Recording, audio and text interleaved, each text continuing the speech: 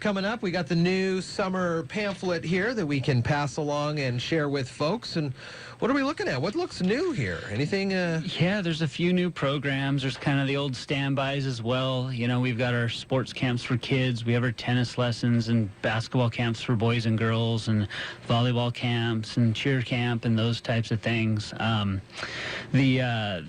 The one new program I have is a Kids Love Soccer program. I ran it several years ago, was fairly successful with that, but due to some kind of outside circumstances, we had to discontinue that and partnered with the Kids Love Soccer program again to come back in this community. It's new because it's a skills-based program. It's not a league or a team, and you're not making that big commitment of practices and games and all of those things, especially for the real young kids that might not like the game, or you have multiple kids and you know your schedule's real busy. So it's 1 day a week on Thursdays, and it starts all the way down to 2 years old, which we don't have a lot of programming for at that age group. That's great. So the mommy/daddy and me soccer program starts at 2. And then it progresses up all the way up to about 10 years old. And so this is a curriculum that's all up and down the West Coast. They're very successful in the South Sound area with running these programs. They run nice little skills and games that teach the fundamentals of soccer while the kids are having fun doing it, you know. And so a lot of times they don't learn how to dribble the ball. They think they're just kicking the ball down to a certain spot and dribbling through the cones to get it back. But those are the skills that they'll apply to a game later on. Sure. So. How do you get the people to teach the kids? Where do those people come from? They come from the Kids Love Soccer program, so that's the nice part. They have their own staff. They train them in that curriculum. They bring them out here with the equipment. They set up. We'll set up down at Neyland Park so it's visible. Nice little grass area to play in. We don't need a whole soccer field. And then the city contracts with them to come and do it. So they've got the expertise. They're out there teaching this, and you know they have Olympia, Lacey, Tumwater programs all up and down the I-5 corridor and down into California, Oregon, and California as well. So they have the curriculum in place. They know it works. They've developed it over a number of years. They've refined that, and so they're bringing it to our community to help provide those programs for these kids. So it's a nice win-win for us. We don't have to hire staff, train staff in a curriculum that I might not know anything about.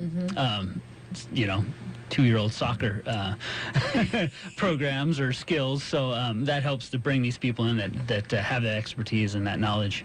Kaiser's about ready to play Kaiser's soccer. going to be 2 next week. So let me ask you this question. We're looking at this. We see ages 2. Yeah. Okay. Why not? He would probably enjoy this. Now we take him out there. We sign up. We register. We take him out there. Yeah. And he stands in the middle of the field and cries. What is the next step for the parents? Well, that's why it starts at 2 at mommy and daddy, because the parent has to be there for that age group. Sure. So because typically, you know, as maybe Kaiser, he might want his mom or his dad there rather than have a stranger, you know, teach him how to play soccer. So yeah, it's kind of it's real rudimentary, you know.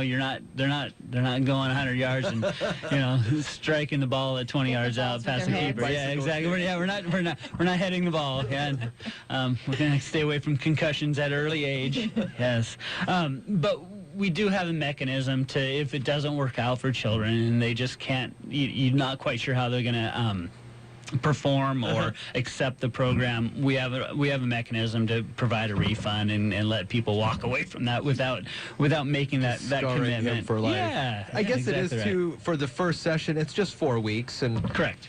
It's a 4-week program. Go out and try it. Again, down at Neyland, we try to start these in the afternoon, where folks are, you know, might be more suitable to their schedule, get off work, take Kaiser down to Neyland Park, kick the ball around.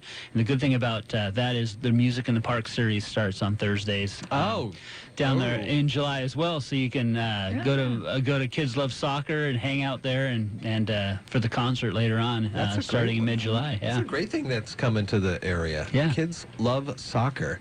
Additionally, what else are we looking at here? So we have our Kimudu, our martial arts program, continuing Mondays and Thursdays. I tell you that program has really grown over the last few months, especially. We're about 20 participants strong in that program. program, both youth and adults.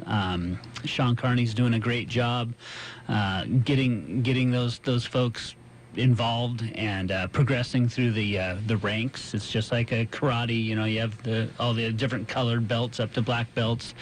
We have our Kaleidoscope dance and movement program, another program that we contract with to provide that dance program.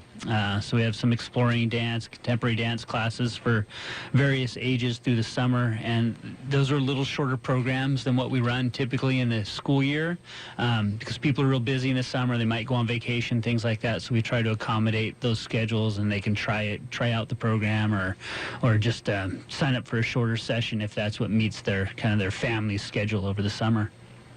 Looking at some of this too here, and I know we continue to have at the Mason Transit Community Center the pickleball, and summer is coming up. Is there any talks about the pickleball thing in downtown? Yeah, the tournament. Yeah, Mike Olson's going to do the tournament again. We've talked a little bit about that because for contingency plans last year it rained, and so they used the transit center, and so we've talked about that, how it coordinates with my program, my drop-in program down there, because I won't run that on that day because a lot of those players are playing in the tournament anyway. So that is happening. That's going to happen. We'll get Mike on here to talk about that's still going 5 days a week down at the transit center. Numbers are picking up actually a little bit, especially during the day. We've got some retirees that are coming back from down south. So they're playing Tuesdays and Thursdays 9 to 11 a.m. and then Saturdays 9 to 11 as well, and then Monday and Wednesday evenings from 5 to 7, and that tends to be the lighter crowd. I think for some reason most of the participation is kind of retirees or people with flexible schedules. So if it's somebody that you're looking to get into it and try it out, there's a lot more availability in that Monday Wednesday time slot to go in and get a lot of playing time, hit the ball around with some other people that are really dedicated to the game. These came out in the most recent utility bills. Yeah, exactly right. Can come on down to the station here. We got them, or at the Civic Center. Yeah, online on the city's website. They went out to the schools. We've sent them out via email, but I'd be happy to send out an electronic copy as well. How's the dog park working? You know what? It's really great. People are enjoying it. We see a lot of use there all throughout the year. You can tell because the grass is getting beat down and pushed down and not responding like it is in other parks here this spring. But that's kind of part of it. Yeah. So I think it really adds that element down there that brings another clientele, another population down to Neyland Park to utilize the facility that might not have utilized it before because they couldn't take their dog into the park. Additionally, I just thought about this, more people using that park and that area, more eyes on just being aware of what's going on around the area. Absolutely, yeah. We get calls, from folks down there that might have a concern about a toilet not flushing or a drinking fountain not working, and that happens when people are there utilizing the facility, and we really like to hear that feedback. We like to know when something isn't working because we can't be there all the time.